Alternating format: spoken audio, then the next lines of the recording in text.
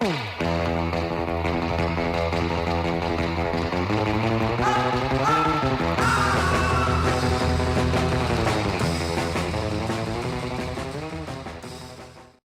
Decatur Eagle fans, Pat Wadlington here with another episode of the Mike Fuller Show. The Eagles are coming off a 34-28 victory over the Alvarado Indians. Coach Fuller, congratulations. Thank you. It was nice to get that first win. You know, we were all disappointed the first week with the result. I think that's the case anytime you don't win a football game. You know, with competitors, you just can't wait to get back on the field. It was too bad we had to wait till Saturday and drive a long way to play Alvarado in Waxahachie, but it was a good venue and a good afternoon, and I thought our kids responded very well.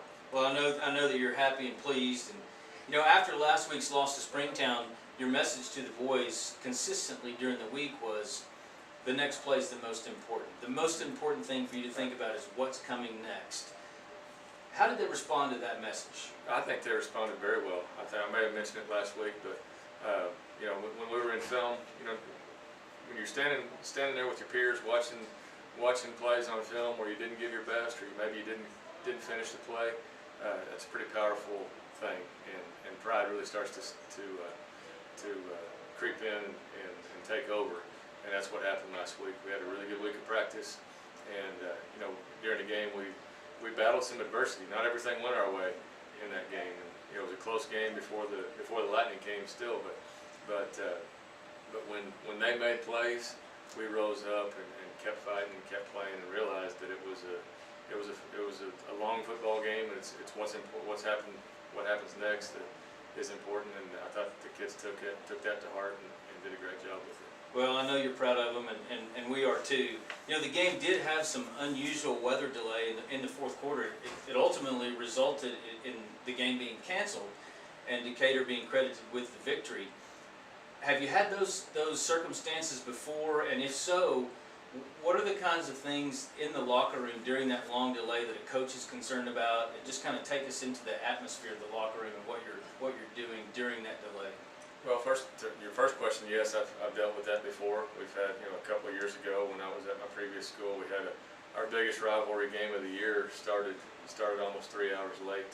You know, sitting in the locker room for that long, you got to keep kids focused and kind of go back and redo meetings and re-talk about things. And at the same time, you want to keep them a little bit relaxed. Some of the things that you worry about as a head coach are, you know, it was 5:15, 5:30 when we got off the field. The last time we had eaten was 11 o'clock. So you start to worry about running out of fuel, running out of gas. You know, after playing a half and coming out for a quarter, you know, you warm up, you go inside, you come back, you play a half, you cool down, you warm up again.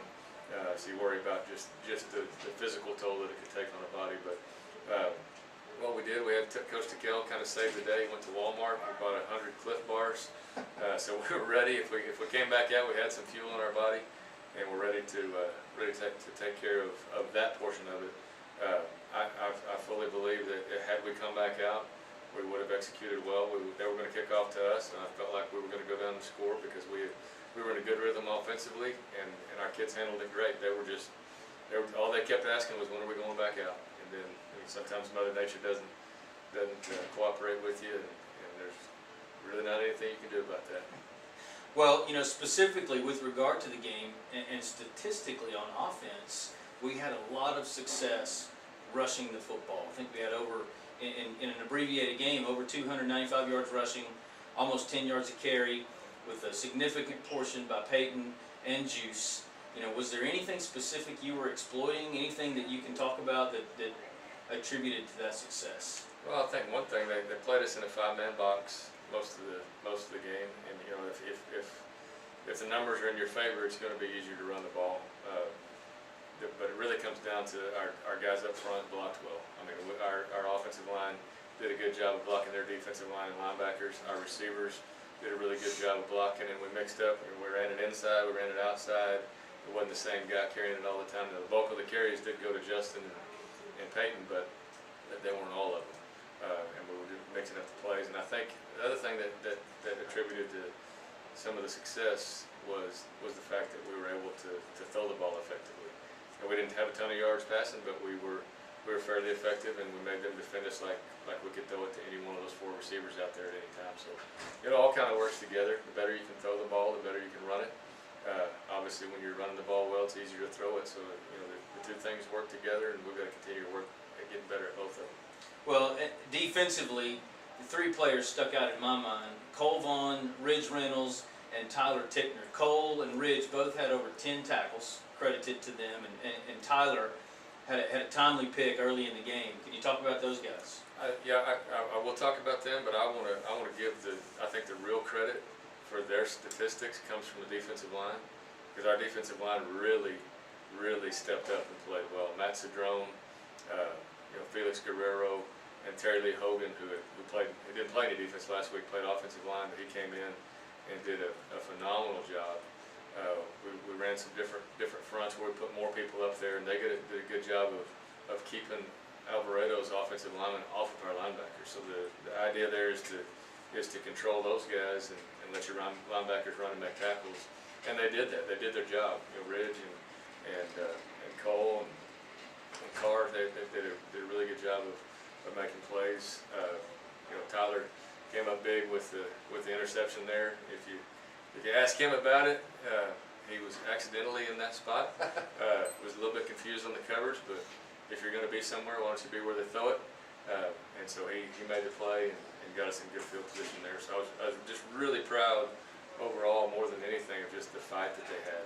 Because Alvarado did make a few plays, but we just kept coming back, and that's the kind of team that you want. That's the kind of competitive nature that you want to have as a football team. Well, Alvarado made some plays, and Decatur made some plays too on special teams. There's one of them I want to talk about. A punt return for a touchdown by Carson Medlin. From what I saw, it was blocked extremely well. Can you talk about that for us? Well, first of all, Coach Roth and our defensive staff, they do a tremendous job of working on our punt return. We think of that as an offensive play, and we try to just get the mindset that if we can get them to punt and they punt it in the air and we can catch it, we're going to score a touchdown with it. It's been something that has been a staple of Coach Roth and his defenses ever since I've been working with him. The guys, they set up the wall and they work at it. We spend time on it every day. We talk about how we're going to score on a punt return, and when it's in the air, we think that's just kind of setting it up for us to do it. It doesn't always happen that way, but Carson caught it. We got him to the wall, and then if you watch the film closely, we had about 4 or 5 really big blocks, not just key blocks, but big physical blocks that took place on that, and then that's a good momentum changer and a good thing to happen for a team. Anytime you run a punt for a touchdown, it's a huge plus. Excellent. Well, that was an excellent victory for you. I'm glad you got your first. Now it's time for our very first segment of the Around the Town question for Coach Fuller. Today's question comes from Lisa at David's Western Store and Saddle Shop.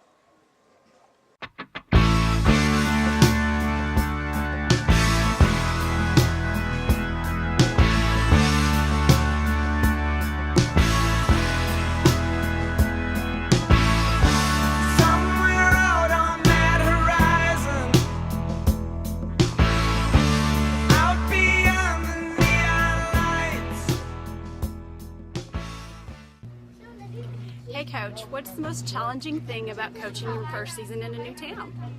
Lisa, that's a great question. There's several things that are difficult about the first season in a new town. I guess I'll talk first about just the first couple of months. The scariest day in any new job is the first day. This is my 3rd time to take over at a new school as a head coach.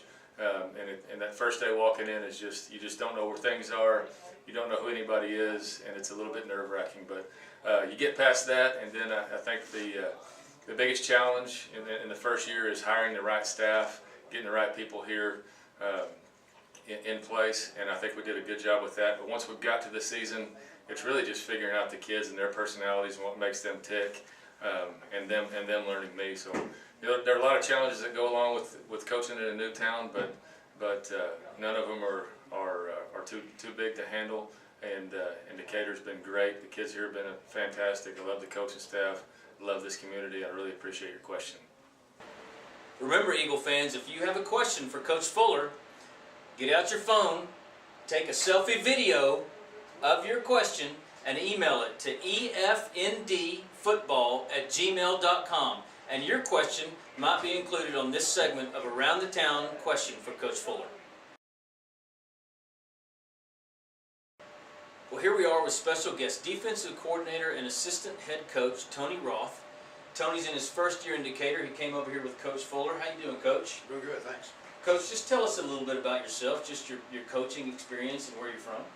Well, obviously it's my first year here in Decatur. I came with Coach Fuller. I've been with him the last 7 years at Colleyville Heritage. I've been coaching in Texas, the state of Texas, since 1997. I grew up in western Kansas, played small town ball myself when I was growing up, so I'm kind of glad to be back in the element of some small town football. That was going to be a question, is what are your thoughts on coaching a small town? You're familiar doing it, I suppose. I am. I played both ways in high school, and I kind of like the mentality of the kids that like to get out there and play both sides of the ball and get on the field every chance they get, and don't necessarily need to specialize in something. They just want to go out there and play the game. You know, Coach, in a small town, there's a lot of little aspiring Eagles, little kids that are looking forward to playing football in high school. You're the defensive coordinator. Tell those aspiring Eagles, what is it that you look for? What does a defensive coordinator look for in a defensive player so they'll know? Well, first thing I look for is kids that finish plays, kids that run until the absolute last play, the last blow of the whistle. They finish every single play and always want to be around the ball. That's the main thing I look for, whether they've got the abilities to get there or not, or get off blocks and do those things, as long as they're playing as hard as they can till the very end. That's the main thing I look for, because that's very important on the defense side of the ball. And then obviously coaches are just going to be coachable. They're going to take direction from their coaches and play hard and do whatever we ask and try to just continue to get better. Well, I'm sure those young kids will take your words of wisdom and put it to use. Thanks, Coach. We appreciate you, and we're glad you're here. Thank you. Coach, now it's time for our second news segment this week that involves the citizens of Decatur. And it's called Remember When in Decatur Football. And it's a time when we ask former players to explain their favorite story of their time during Decatur football. This week's story is from Chase Chapman.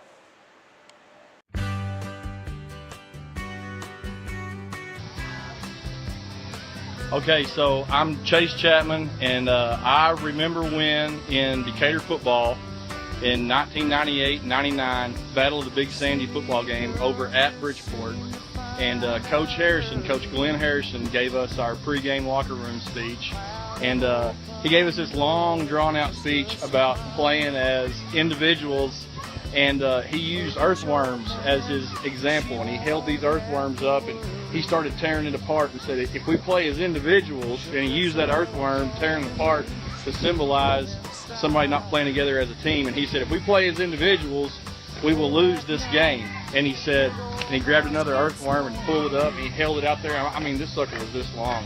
And he goes, but if we play together as a team, and he held that earthworm up, and he showed it to everybody, and he said, we will win this game. And we all jumped up like, yeah, Coach! And he threw them in his mouth and ate them, and we're like, oh my gosh, you know, and we all jumped up in the middle, run out there, get fired up. We run through the sign, the fans are cheering, the band's playing. We get down there and turn around and look. Oh, Harrison's down there in the end zone. He's throwing them earthworms up. It was great. Did it work? Did you win? No, we got stomped. All right, thanks, man. All right, brother. Coach, I don't know if Chase was a scrambling quarterback in his day, but he was moving around so much I was having trouble keeping him in the camera. Yeah. Have you ever tried eating earthworms before a game? I can't think that I've ever tried anything Hey. like that, but it's really not a bad idea. How are they? They're not bad. Man, I think I think we we'll might. try that. I'm fired up. Ready to go? Well, Coach, looking forward to this Friday night. We've got the Iowa Park Hawks at Iowa Park. They come into the game with some momentum. They're 2-0, having defeated the Cash Bulldogs from Oklahoma last Friday night. You've watched the film. How they look? They look good, and they've also beaten the Burke-Burnett Bulldogs, so I'm thankful that we're the Eagles. They're a good football team. They're 2-0. I think this is one of the best starts they've gotten off to in the last couple of years, but the thing that really stood out to me and all the other coaches and even the players who watched them on film is they really play hard. I mean, they get after it on offense and on defense. And when you have a team that is playing with confidence and they play really hard, play in and play out, then that's a tough opponent. So we've we've got to have a great week of practice, and we've got to meet that effort with tremendous effort of our own. Well, everybody knows, and people always say, everything's bigger in Texas. And we've got a 90-mile one-way trip to Iowa Park, a lot of travel. Is there anything that you have to do specifically when you have a trip like that? We just had one last week to Waxahachie to make sure that the kids are prepared. Well, you know, I don't think anything special. We'll do it a lot like we did last week. It's a different kickoff time, but we'll eat before we go, and we'll get there in time to get taped and dressed, and we'll be ready at 7:30 for kickoff. You know, really, it's more about getting your mind right and getting the right state of mind to play the football game, and I think that's what our kids will do. We'll adjust our schedule, leave a little bit earlier than we did to go to Springtown, obviously, but I don't think that'll be a factor at all. Well, I know you had a short week, having our last game on a Saturday, and I know you worked hard on Sunday trying to get caught up, and you've seen Iowa Park on film. What would you say are the 3 keys to this game this Friday night? Well, I'd say the number 1 key is exactly the same as the key was last week, and that's to play the next play as if it's the most important. You know, the first week, we talked about how we didn't have the kind of result we wanted, so it's not really about what happened last week. It's about what we want to do this week, and I think it's the same message this time. We got the result we wanted this week, but that's still in the past. So we've got to have a great week of practice. We've got to go with the mindset that we're going to get after it on every play. We're going to be trustworthy. We're going to trust our teammates, and we're going to play physical, hard-nosed, fast football. You know, from a scheme standpoint, defensively, we've got to line up to what they do. They try to run we've seen them in, I think, 29 different formations with 60 some odd different plays that they run. So that's a lot of things to defend. I don't know if they're searching for what their identity wants to be, or if they just want to keep us guessing. But we've got to be able to recognize things quickly and get lined up and play hard. Get off blocks. You know, fundamentals don't change. You get off blocks, you cover, you tackle, you try to get turnovers. Offensively, we need to expand on what we did last week. We've got to establish the run. We've got to be effective throwing the ball, and we've got to play with a good tempo. I think the new 40-second clock rule will help us in the long run, that we can even get it snapped quicker. We snapped a few last week with over 30 seconds on the 40-second clock, which is pretty good. I think those are the main keys to the game. The biggest one is just focusing on the next play and playing it like it's the most important play in the game. Looks like that's a wrap for this edition of the Mike Fuller Show. Remember, Eagle fans, your Decatur Eagles, this Friday night, September the 12th, kickoff is at 7:30 against the Iowa Park Hawks. Information and directions can be found on your Decatur Eagles Moby, and scores will be updated on the Moby app and on Twitter. I hope to see everybody there. Go Eagles! He was a hard-headed man. He was brutally handsome. She was terminally pretty. She held him up. Well, here we are with the offensive player of the game, Justin Myers. They call him Juice. Juice, congratulations on the award. Thank you. You know, you had a lot of success running the ball against Alvarado. Is there anything specific that you would say attributed to that success? Well, I think our offensive line had a great day blocking. They just had a really good day, and they've always been like that. And also, I think Peyton had a great week last week, and so the defense was really keen off him. So it just opened up some place for me. You know, until today, I thought your real name was Juice. So I got to ask you, what's the story behind the nickname? Nothing crazy. Just in 8th grade, Coach Alanis was being crazy on the bus ride home and started saying my first name weird. Just Justin became Justin, and Justin became Juicebox, and now they just call me Juice. Well, it seems to be working. Okay, here's my favorite question for you. Hypothetical. In an upcoming game, could be this week, could be somewhere down the road. It's 4th down. There's 5 seconds left in the game. We've called timeout. 4 yards to go, but you're on the 15-yard line. You're behind by 4 points. You're over in the huddle with Coach Fuller, and he says, Juice, you make the call. What's the play we're running? I would call stack, mesh, X, cop, F, arrow left. Okay? For those of us who don't know what that means, just in general, describe that play for us. It's a pass play. There's one double move route and a few crossers. I feel like they might be in man, so one of those routes will be open. Awesome. Appreciate it. Good luck this week against Iowa Park. Thank you.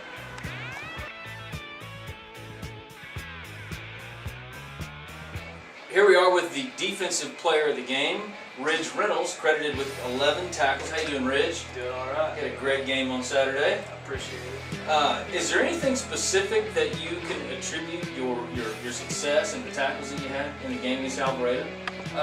Yes. The defensive linemen that are in front of me, they keep the tempo rolling while I'm on defense, and they keep everybody up and moving, and that keeps me ready to play football. The whole game. And after that, as long as I don't go downhill, then we're good. Well, you did great. You had a great game. I had one question that I wanted to ask you, non-football related. I understand that you're the ag wizard around here when it comes to hogs. So what is the secret to raising and competing and having a winning hog? The secret to raising and competing a winning hog. You have to talk to them. Really? Yeah, you gotta sit down and talk to them. No, dedication and hard work. Because after football practice, that's where I'm at, and I'm out there training them and trying to get them ready for show day. And you had some success last year, I think, correct? Yes, sir. I had a lot of success. What did you win? I got second place in Houston, second place at State Fair, and then third place at San Antonio. Well, that's awesome. Well, congratulations on your game last Saturday, and good luck this Friday night against Iowa Park. Yes, sir. Thank you.